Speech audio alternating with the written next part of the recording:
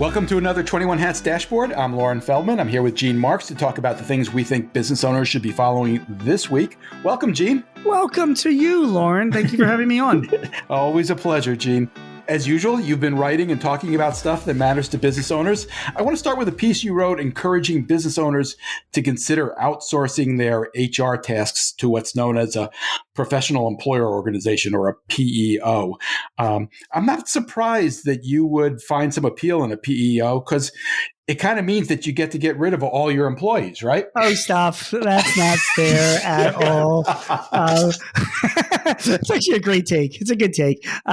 Listen, you knew it was coming, right? Yeah, you knew it was coming. You knew I'd be writing, and you knew I'd be writing about that this week. And it came out in the Philly Inquirer. It is definitely a top. I do a lot of speaking around the country, and I'm going to be talking about PEOs this year because they've been growing in popularity among my clients, and they are. They seem like they are in the right place at the right time. For those of you guys that are listening that aren't familiar, tell us how it works. Yeah, it's a professional employer organization. That's PEO.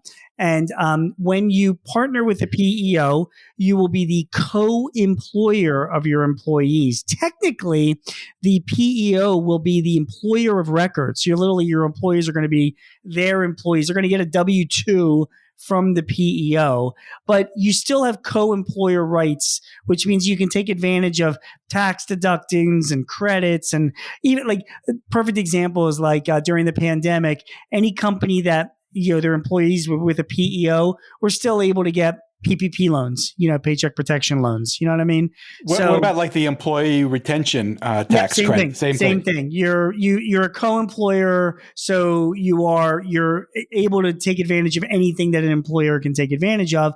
So, but here's what the PEO does, particularly for smaller companies in general. I mean, obviously for a fee, they will take care of your payroll. But then they're your outsourced payroll HR person. So they deal with new hires and offboarding and terminations. They deal with policies. They advise you on any employee-related issues. They can help you classify your workers, whether they're 1099 or employees. And on top of that, once your employees become their employees, then the employees are part of a big pool of employees. So the PEO can negotiate lower rates for like health insurance and other benefits as well, which can offset the fees that you're paying your PEO for their services. And the reason why I've seen so many clients just become more, interested in these PEOs and hiring them is because employees are a pain in the ass. No offense, but like the regulation. I mean, Lauren, you and I knew we'd get there. We're going to be talking this year about all the regulations that are coming. It's insane, from the NLRB, the Department of Labor, the EEOC, the FTC now with non-competes. It's nuts. And, a lot of my clients are like, we just can't deal with this shit anymore. Well, the regulations will still be there, but you're saying that being part of a PEO means that you'll have somebody guiding you to deal with all of that. That's exactly right. And, because it's like outsourcing anything. You outsource your taxes, you outsource your payroll, you outsource your marketing, this is like HR has become such a specialty that most business owners and even office managers who historically sort of handle the HR stuff, it's just way over everybody's head. So you outsource it. Health insurance is such a big concern. Do you see this? Does this kind of solve the problem? Is this the best alternative? No, it's not the best alternative. That's another topic for another day of what I'm seeing out in the health insurance market, because there are a lot of other things people can be doing, business owners, to reduce their health insurance. I'm going to be writing a piece sometime in the next month or so about captive insurance. Which is health insurance that small business owners can now take part in. It's like self-insured that can have a significant impact on your health insurance premium. So I'm just saying that as an aside. No, it's not a solution, but it might be a good option for you if you're a business owner. And by the way, if your employees are with this PEO and you don't want them to be part of the PEO's health insurance plan, they can do something else. Do you know what I mean? You can have another plan. You have all the flexibility. Do you see this as being most attractive to a smaller firm that doesn't have a full HR department, or to a larger firm that's looking to save money, or both? No, generally for small and mid-sized businesses, generally starting at around 5 to 10 employees and up, it really becomes cost effective to do. Just be aware, one attorney I spoke to, a friend of mine named Claude Schoenberg, who, Lauren, you got to have him on your show. This guy is great and he's hilarious. Although I don't think you guys would agree politically, but that's a whole other topic. Well, we don't agree on everything, Gene. That's part of the fun. That's also true. Oh, Claude is far to the right of me. Okay. Wow. But he's a great employer attorney. Anyway, I interviewed him as well because he was like, be forewarned, the PEOs, screw things up sometimes. You're outsourcing stuff to somebody else. So you still have to be on top of that. Do you know what I mean? Because interesting, they're not always perfect. So yeah, you got to be careful. So I gather you're not doing it. Not yet. But I mean, I have 10 employees. So, I am on that tipping point line where I would consider it. So it's something that I'll think about, but I'm definitely advising my clients to consider it that have more employees. Interesting. All right. Next topic. You wrote recently for The Guardian that many business owners have no idea that there are a whole bunch of government programs out there that could be helpful to them. Want to name a few? Yeah. I mean, first of all, the point of the column, though, by the way, Lauren, was that, there was some survey that came out that was like, oh, government is not doing enough for small businesses. It's all I hear, Right. And I'm like, would you guys just shut up already? I mean, there's so many programs out there. I mean, that I guess it's just a lack of awareness. I mean, you can look up the article in The Guardian, guys, if you're listening to this. It's called "Why Aren't More Business Owners Taking Advantage of Government Help?" Because I want to list out everything, but just to give you some examples, there's like a number of deductions and tax credits available to business owners for childcare, offering paid leave, and the IRS itself provides all sorts of webinars and training programs to help you save your taxes, and then it's pretty much every state has got programs to help you find skilled workers as well. So if you just go to the workforce training programs in states, I mean, they're bending over backwards to provide people and then giving you cost free. They'll train and they'll subsidize the training that you need to do for the states. And then, for these workers. And then there's, the government bills that passed. I mean, you and I can debate the effect of, the Infrastructure and Investment Jobs Act, the Inflation Reduction Act. I mean, it's a lot of government spending and blah, blah, blah. But listen, I mean, it's a lot of money out there for small businesses to take advantage of if they want to do, work related to the government.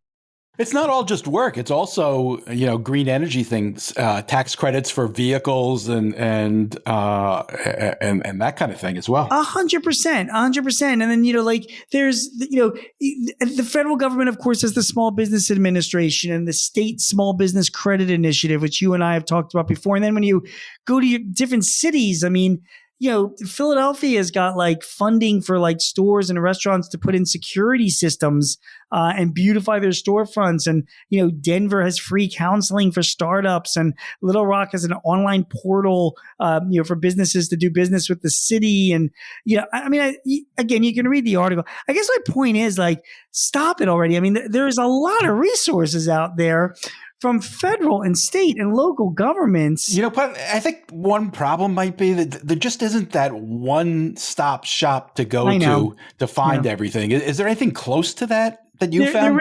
There isn't that one-stop shop. You're right. That does it all. Other than you, because you come close. I mean, the SBA is probably the best place to start. I actually think there's a bigger problem, and I think a lot of business owners would agree with me, is that with all of the assistance and things that are out there, the quality of the assistance, sometimes it could be dubious. Do you know what I mean? Well, I think it depends on what kind of assistance you're looking for. Exactly. If it's money, the quality is good. If it's advice, you have to consider the source. Exactly right. Like there are some governments like, yes, we offer free counseling to small businesses and startups. And then like you wind up talking to somebody, it's a government employee who's never ran a business before in their life. Do you know what I mean? Right. So you got to be careful of that as well. But it's out there, Lauren. I mean, there's a lot of help for small businesses if you dig a little bit. So I don't know what more the government actually can be doing. I mean, I realize there's tax incentives and things they can be given, reducing tax rates and all that. But just from a service standpoint, there's a lot of resources. I am surprised I haven't heard more about how the money is being dispersed. And maybe it's just too early from the two programs you mentioned, the Inflation Yep. Reduction Act and the Infrastructure Act. Do you by any chance have any clients that have sought, Yeah. and is it working? Yeah, the infrastructure money is not being dispersed directly to businesses. It's going out in blocks of money to states. And then the states award contracts to their to companies to build highways and restore electrical grids and, do all sorts of infrastructure type projects. Do you know what I mean? Yep. So it's really finding out the contractors, the private contractors that are getting that money, and then offering your services to those private contractors. Do you know what I mean? Or you could apply yourself. And trust me, there's a whole other area of government programs that where they have they're mandated to give money to small businesses and minority owned businesses as well. So there's that opportunity too. So that's one other thing, by the way, before I even leave this offer, I mentioned all these different sources. Go to grants.gov, grants.gov.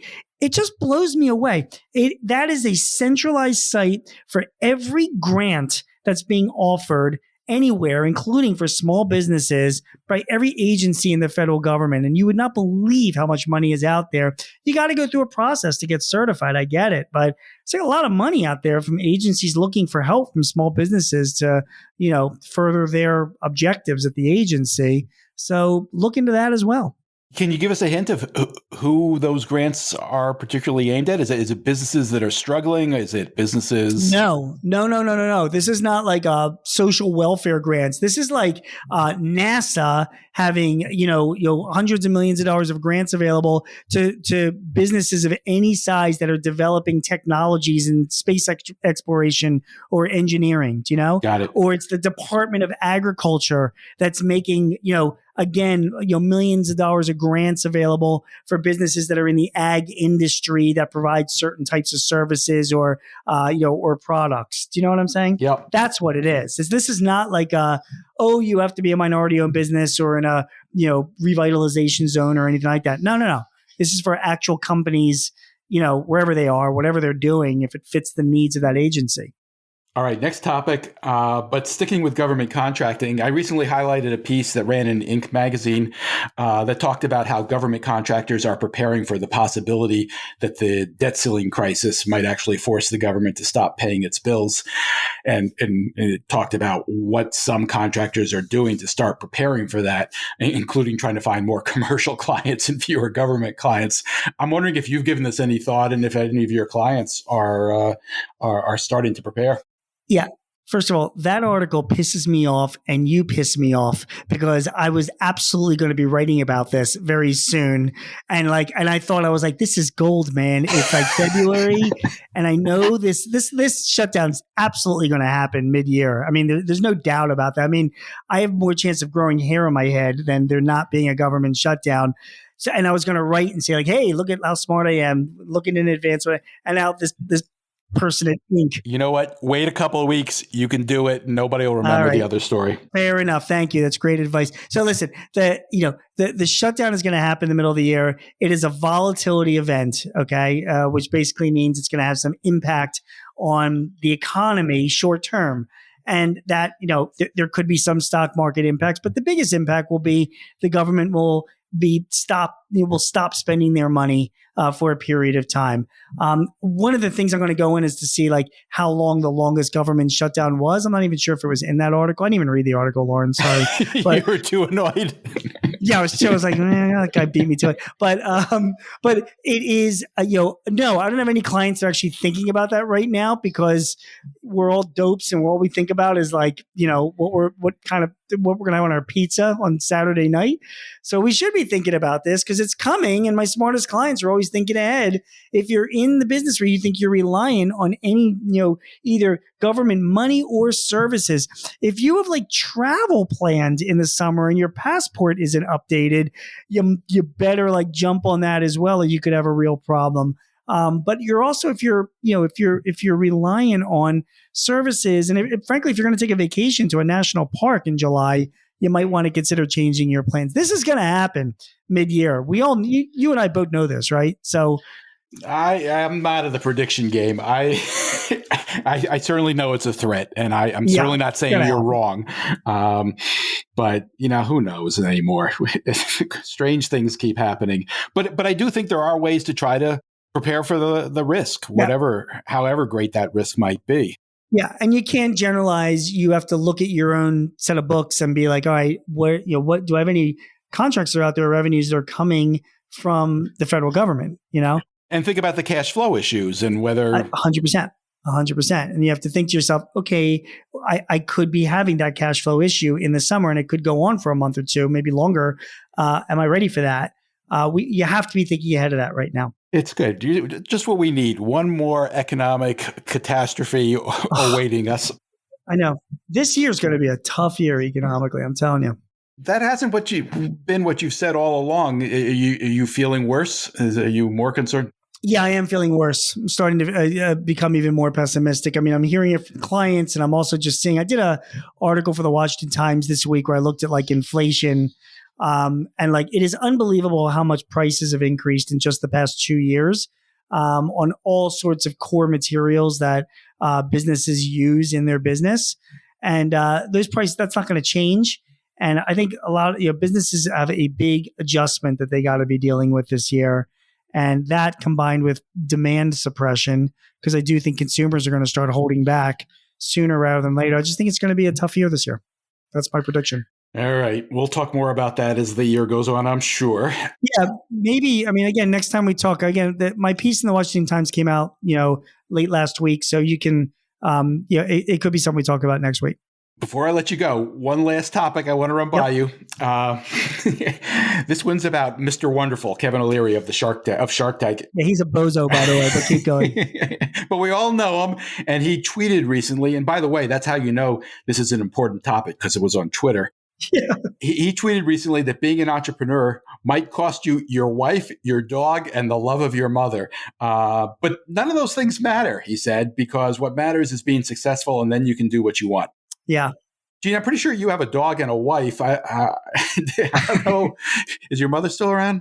In 1 week, we've got Don Lemon saying that women are not productive. Not past their prime. Yeah, past their prime or whatever. They're like a bozo comment number one on CNN. And then we've got this bozo on CNBC saying that being a successful entrepreneur means you have to sacrifice everything else. It's the stupidest thing I've ever heard. And I can point to countless business owners, super successful business owners that have, ran companies of various sizes from, Warren Buffett on and the people that he invests in that are, that have managed to balance their lives and, have, family lives and personal lives and dogs and still run successful businesses. It's just such a dopey thing to say. And, he doubled down on it. I mean, it blew up, and he made no effort whatsoever to run away, soften the blow, anything.